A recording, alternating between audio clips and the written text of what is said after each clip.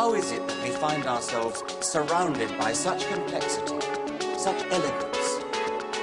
The genes of you and me, the genes of you and me, are all made of DNA. We're all made of the same chemical DNA.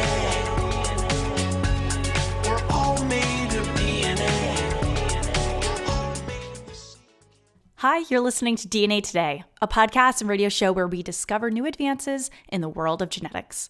From genetic technology like CRISPR to rare diseases to new research, we have you covered. For a decade, DNA Today has brought you the voices of leaders in genetics. I'm Keira Deneen. I'm a certified genetic counselor and your host. We are in the final days to sign up to our Patreon and still be eligible for that bonus physical gift. And it's going to be some DNA Today merch. This is on top of the annual physical gift you'll get if you end up picking our Chromies tier level. And yes, I had a ton of fun coming up with the tier names. The top merch asked for by listeners are t-shirts, mugs, stickers, thermoses, lanyards, mostly to wear during conferences. So by becoming a patron, you can influence which physical gift we end up picking to send everybody on that Chromies tier, and you're going to get your very own. Plus, I'm going to throw in a handwritten letter as a thank you for supporting DNA Today. Of course, there are tons of other benefits, but I know this is one that is very exciting for many listeners. And the show's been around for about 10 years, so it's about time we finally have merch available for you guys. Remember, sign up by May 25th, so you only have a few more days if you're listening to this as the episode has been released, so that you can get this surprise DNA Today merch. Head over to our Patreon, link is in the show notes, or go directly to patreon.com/DNA Today podcast. As a listener of DNA Today, you've probably heard me talk about NIPT, non-invasive prenatal testing, that looks for extra or missing chromosome conditions during pregnancy. But did you know there's also a test that can screen for recessive disorders like cystic fibrosis and fetal antigens? Billion to One offers Unity Screen, which does all of this from one blood draw from a pregnant person. Visit unityscreen.com for more information and check out our DNA Today episodes where Billion to One experts joined me to explore non-invasive prenatal screening for recessive conditions. That was episode 224. And red blood cell fetal antigens. That was episode 225.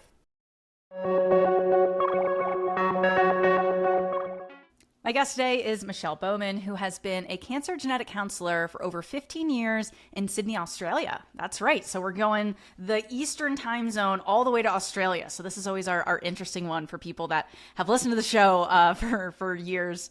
Michelle is interested in diversity, equity, inclusion, and justice issues in healthcare and genetics.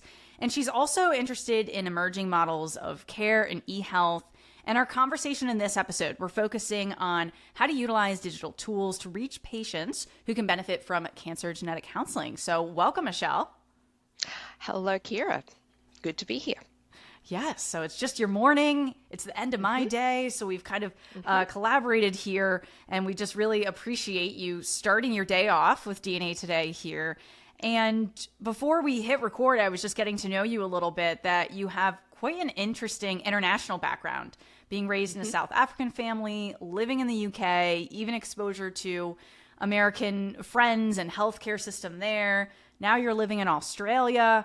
So with your international perspective, what comes to mind when thinking about how medical and genetic systems are different between some of these countries that I mentioned? Well, I guess, unfortunately, to a large extent, some of this comes back to who pays. So how do we run a healthcare system? How do we pay for the things that need to be done? And that's a really, really big point of difference between places like Australia and the UK and places like the US. I think Canada is probably more similar to the UK and Australia. So essentially in Australia, we have Medicare, which is the national health system funding under our federal government. So we all pay taxes into that system, and that allows us to access what we call public healthcare. So I guess if you are in a car accident and you get taken to the local major trauma center, that is all going to be covered for you under Medicare. No questions asked, no forms have to be filled in. If you've got your Medicare card, you're fine.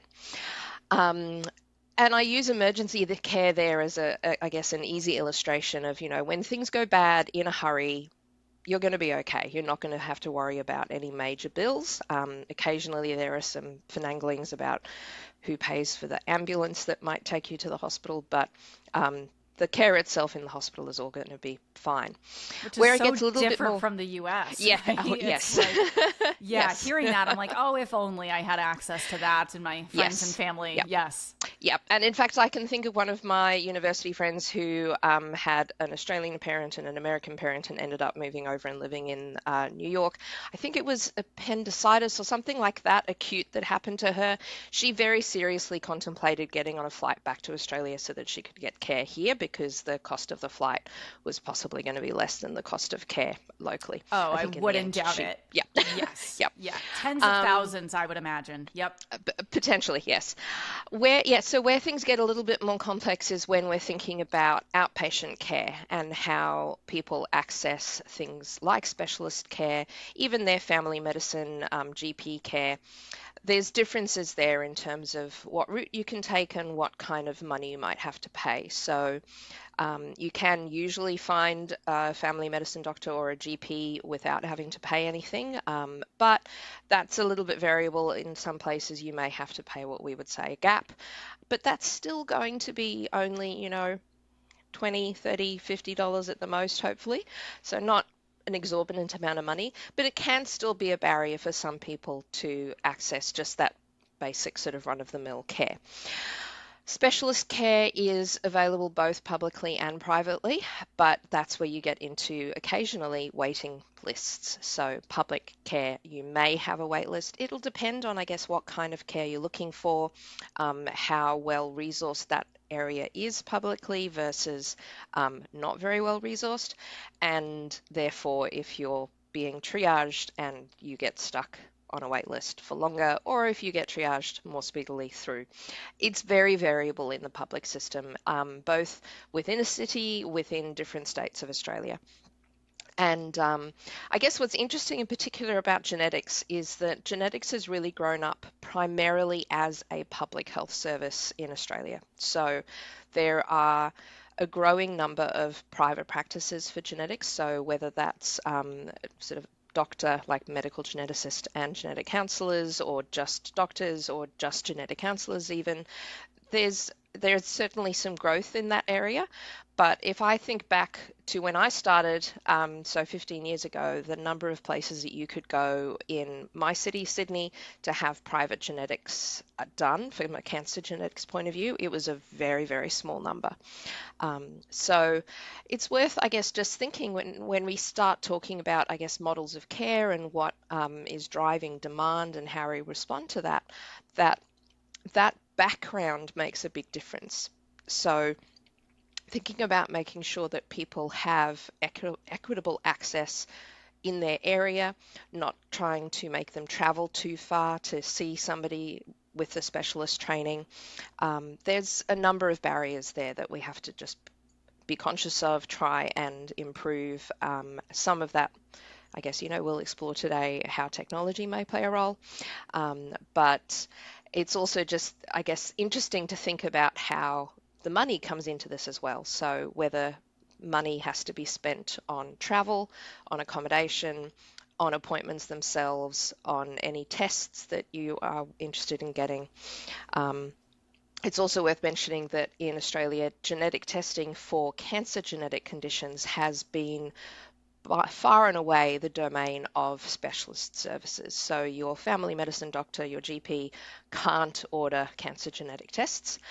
I don't anticipate that changing in the near future, although there is a project underway at the moment where they are doing population screening for cancer genetics for BRCA and Lynch syndrome.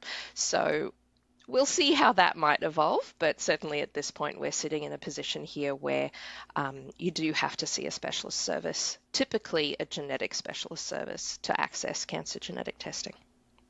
And you bring up a good point that a lot of the barriers are going to be similar between countries. It just is a little bit more tailored depending on what country you're talking about, especially in terms of like access and thinking how technology is aiding this in a lot of cases, and in some cases maybe the opposite. It's actually causing another obstacle.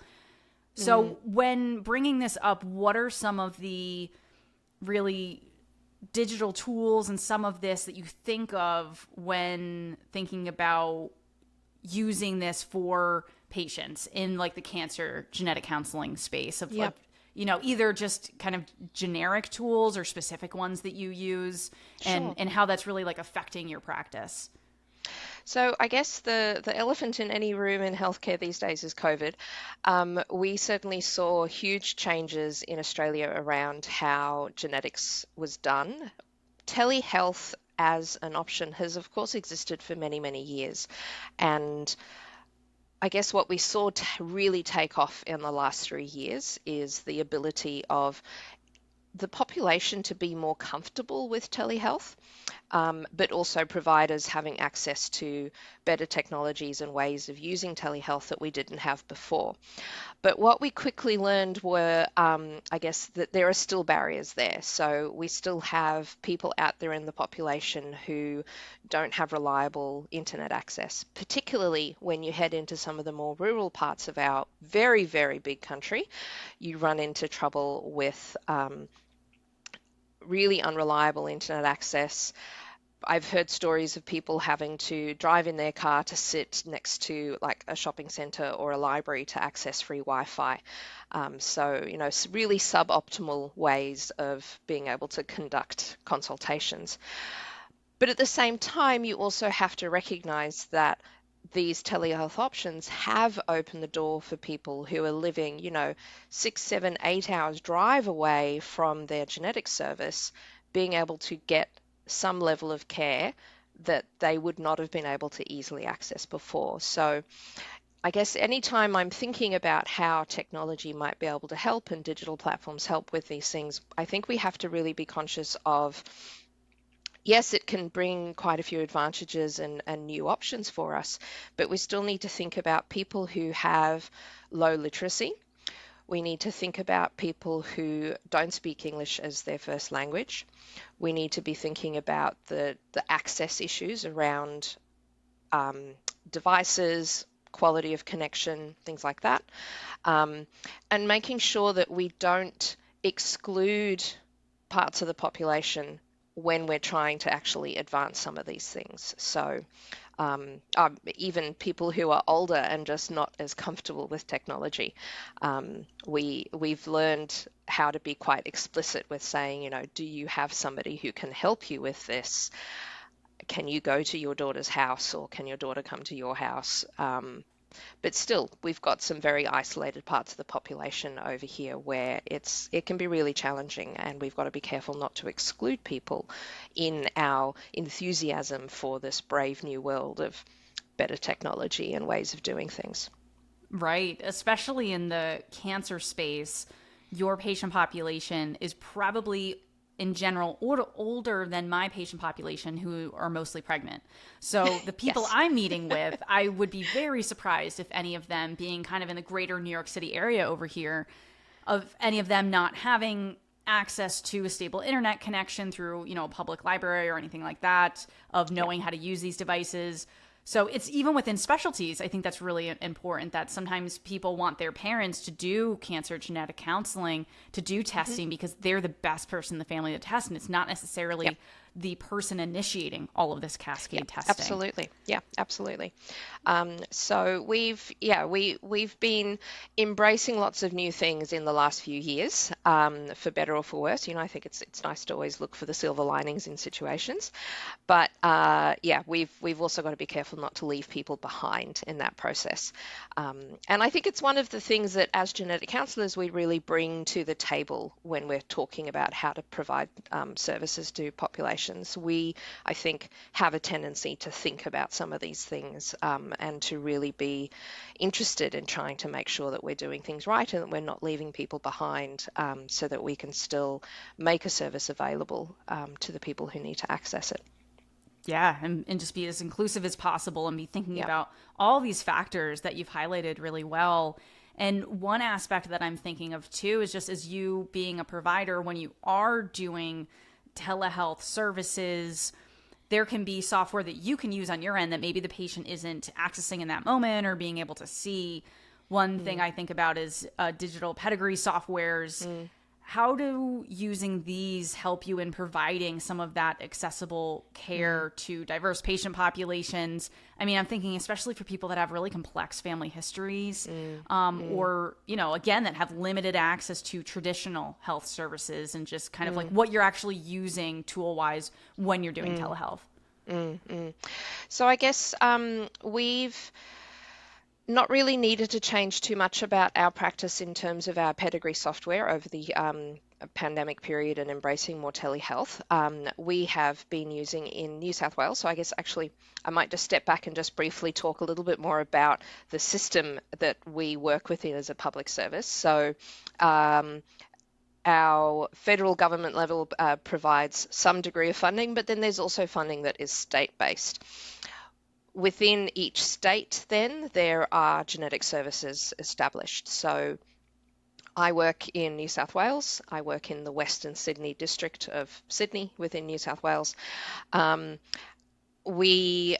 guess the state is divided into sections. So I'm employed by the Western Sydney section, but we have a statewide eHealth service that supports applications and the digital aspects of healthcare, working cooperatively. That's a dream. Like, I can't imagine, like, oh, this is just what you get to use. It's just like funded by the government. Like, wow. Yep. There are some perks, definitely, to this kind of setup. So when it comes to pedigree software, in fact, a project that I was involved with back, it's probably 10 years ago or more, we took disparate systems, so databases that were running, like old access databases and so on, that were running for a long time in separate little pockets of the state. We actually pulled them all together under a statewide application that back then was called KinTrak, is now called TrakGene, and we have terrific support from the eHealth organisation as a statewide application. So that's a really helpful tool that we have just across the board. One of, I guess, the things that tool helps us with is representing both the pedigree shape and structure, so we can have that on the screen or print it off on paper copy, whatever it is that we want to do. But we also can link directly from the pedigree to patient information. And as I said, that's a statewide tool. So it has enabled us to connect better with pulling together, I guess, different threads of family histories into one place. We all operate under, of course, very strict confidentiality and privacy guidelines to make sure that we're not divulging any information that we shouldn't, and that we're accessing information that we have permission to access. But it has certainly allowed us to connect and assist in patient care through access to that system.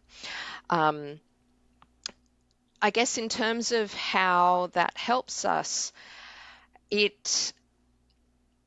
one of the things I guess I found that I do over this period of using more telehealth is I can, in some situations, as long as the information that I'm dealing with is all okay for me to share, I can actually share my screen and we can draw a pedigree together with the patient being able to see what I'm doing, see the shape of things. And, and it's cool. I love how quickly patients can actually click to how the structure works.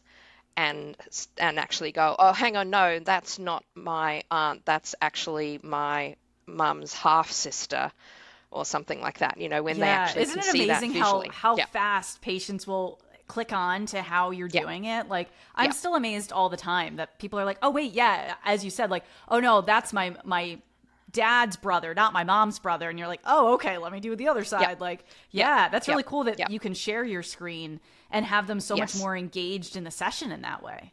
Yeah, so that's been pretty cool that, for years we've often had paper copies of pedigrees in front of us in clinic, either hand-drawn or printed out of a system. But to be able to actually use the platforms for video conferencing to share your screen and be able to do live editing of information has meant that we've not necessarily had to lose that ability of drawing a pedigree with the patient live, which is pretty cool.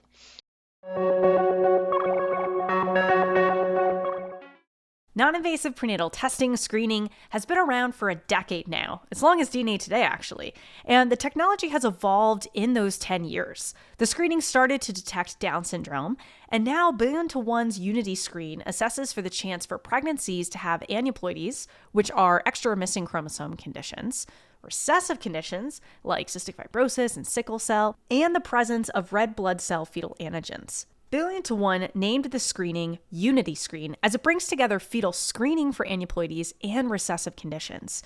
It also represents uniting pregnant patients in more equitable care.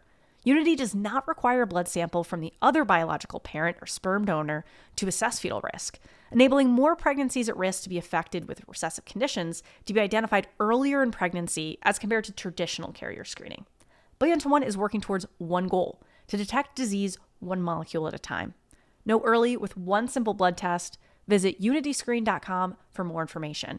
And be sure to check out our DNA Today episodes, where 1,000,000-to-1 experts join me to explore non-invasive prenatal screening for recessive conditions.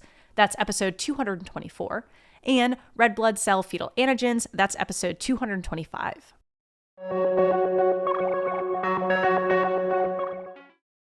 Obviously, through COVID, this has been very helpful as telehealth has just rapidly increased of how many people are using it. It's been around for a long time, as you said at the top of the show, but that we're really being able to utilize it more. And then it's kind of stuck with us like, oh, this is actually a really good option for a lot of people for all the reasons you've mentioned. What role do you see emerging models of care and eHealth playing in the future of specifically cancer genetic counseling, since this is your specialty? I mean, how do you see this field evolving over the next few years as we're kind of in the more endemic phase of COVID and just kind of looking to the future of how this works in cancer genetics? I think what we have to talk about there is the changes that are already happening in the cancer genetics space. So the huge increase in demand for germline genetics as part of driving treatment choices and options for people. So we've seen big changes in Australia and overseas around when genetic testing plays a role in planning treatment, managing options for patients. And so there has had to be an exploration of how to provide care, how to make genetic testing accessible to all of these people who need it now, who didn't traditionally get put on that path for a variety of reasons. So we, I guess there's broadly speaking, two ways that I've seen this happening. Instead of the traditional model of care, which I think in many places around the world has been similar, where an individual with a cancer diagnosis or reporting a very strong family history of cancer would get referred to that specialist genetic service. They might be on a wait list for some time. They may or may not be offered genetic testing depending on local criteria, depending on insurance. If you're in a country where insurance matters, there'd be all of these steps that you have to hop through to get to the point of accessing a genetic counseling service and plus or minus genetic testing. Now I think we've got two things that are emerging. One is mainstreaming, so equipping the treating teams out there to organize genetic testing for their patients themselves. So the surgeons, the medical oncologists, the incredible nurses that are all part of those treating teams, how can we support them, equip them, get them doing that first step of getting a genetic test organized, and then we as the genetic service see the people that really, really need the more in-depth work around, even if it is more complex pre-test counseling, but certainly the post-test counseling of, okay, we found something now, we're going to work with you, we're going to support you through that process of sharing that information with other people in the family, with helping you understand the care that you need as well, beyond whatever it is that you're going through at the moment. So that's one thing, and that's already something that's up and running in many places. We've had that running in our centre here at Westmead for, let me see, we started that in 2017 for ovarian cancer. So all of our patients with high-grade epithelial ovarian cancer are offered genetic testing as part of their treatment pathway. And I guess there are advantages and disadvantages to that. One of the issues that we've encountered, because this part of Western Sydney is an incredibly diverse, sort of culturally, ethnically population.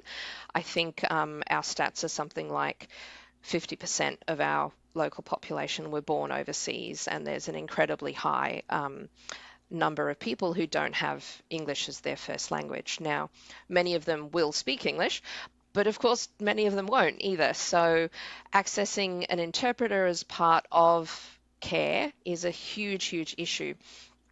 And we find that that's one of the reasons why our patients with ovarian cancer may be referred to us, because the treating team has recognized appropriately that they're not equipped to have that longer conversation with an interpreter to arrange genetic testing. But we've had to really work closely with them to help them figure out, okay, these are patients that really need to go that more traditional model of care, and we've been able to resource our team appropriately to try and make sure that they still get through in a timely manner, that they're not disadvantaged just because they need an interpreter. We've also, of course, had to address the issues around what do you do with variants of uncertain significance, making sure that we support the team in how they communicate that to patients, and then we try to get all of them referred to us so that we can have a longer conversation with them about that as well. And we have worked in the last couple of years on expanding genetic testing for ovarian cancer, instead of being just BRCA1 and 2, which was, I guess, the focus and remains the focus from a PARP inhibitor point of view. We're now looking at, of course, going, look, we need to be conscious of these other genes that can cause an increased risk of ovarian cancer, and not miss an opportunity to help other people in the family, even if it isn't going to change anything about treatment right now. So that's mainstreaming. The other model, I guess, that we're looking at is what I've seen publications from the US on this, for instance, around embedding genetic counselors. So getting genetic counselors out there into oncology services to actually facilitate some of that genetic testing themselves, but I guess to maybe use a more abbreviated model of pre-test counseling, and potentially getting to the point where they're not always having to be there themselves, but the team knows who they are, the team can refer.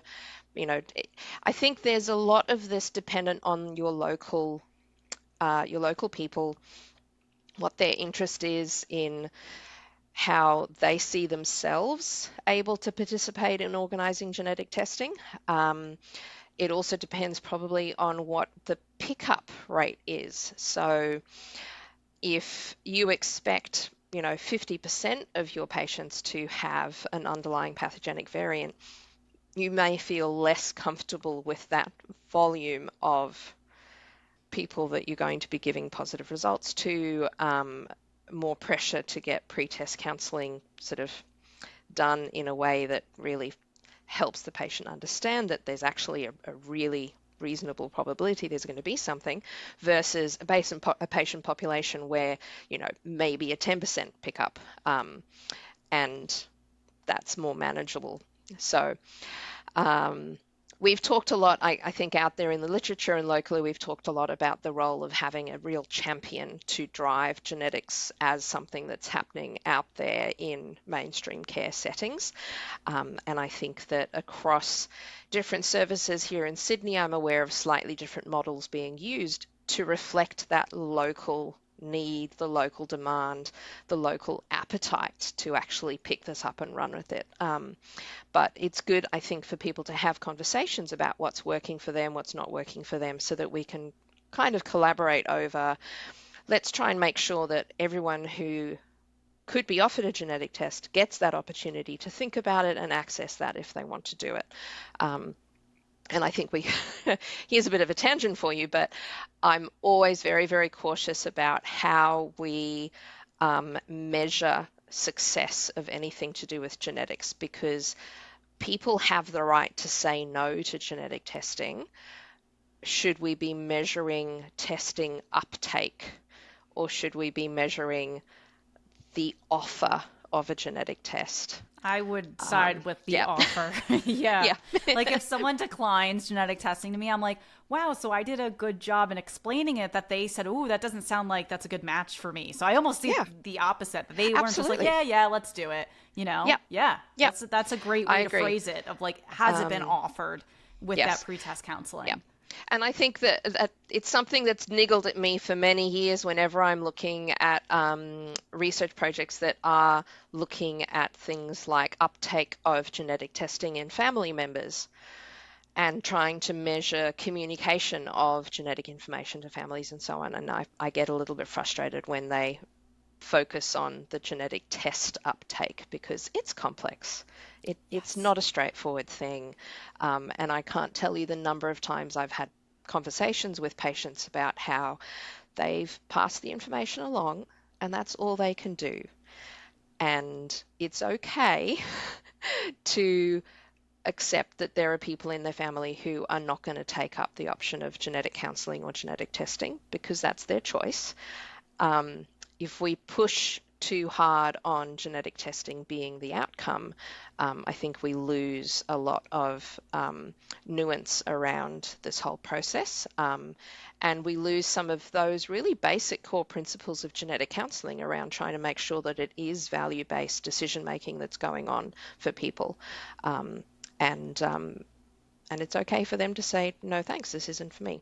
Hopefully they make that decision based on accurate information, but there's only ever so much that finances and other aspects, and it's really if they would like the information or not. That's in our ideal world, and depending on the healthcare system and the insurances and everything, you know, it sounds like you have a little bit of a easier time with patients not having that as an obstacle as much in terms of the finances. Hopefully.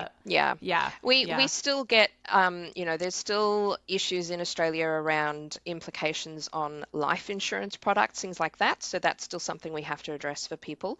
Okay. We have that in common. Like GINA 2008 doesn't cover life insurance not being impacted by genetic testing. Yeah. So we've got a moratorium over here from our Financial Services Council, which means that potential for discrimination from a genetic test standpoint is not quite the same picture as it used to be going back 10 years, but it's still not a perfect system. But it is something that we can, like there's an excellent resource available in Australia as a fact sheet about impact of genetic testing on insurance. And it's easy for me to say to, my patient, your cousin is saying that they're really worried about insurance. Can I give you this fact sheet to pass on to them? Because then they can have a read themselves and decide if that's actually going to be a barrier for them, or if they realize that actually, no, there's ways of managing this. Wow, that's lovely. We'll include that in the show notes for people that want to check that out. I will happily give you that link. Yeah. Awesome. But I've realized that I haven't really talked about technology that much when thinking about these models of care.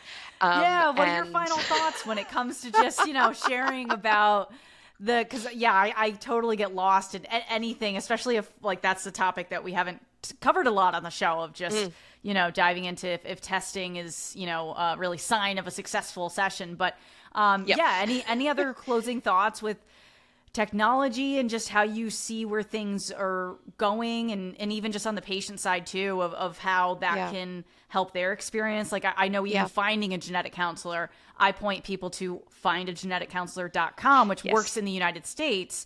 I haven't had anybody from Australia come up on there, so I think it's limited to the US. Yes, it is. Do you guys have anything similar to that? Yeah, we do actually. In fact, the same website that has the fact sheet about insurance also has a fantastic Find a Genetic Service tool, so you can plug in your location and what specialty area you're looking for.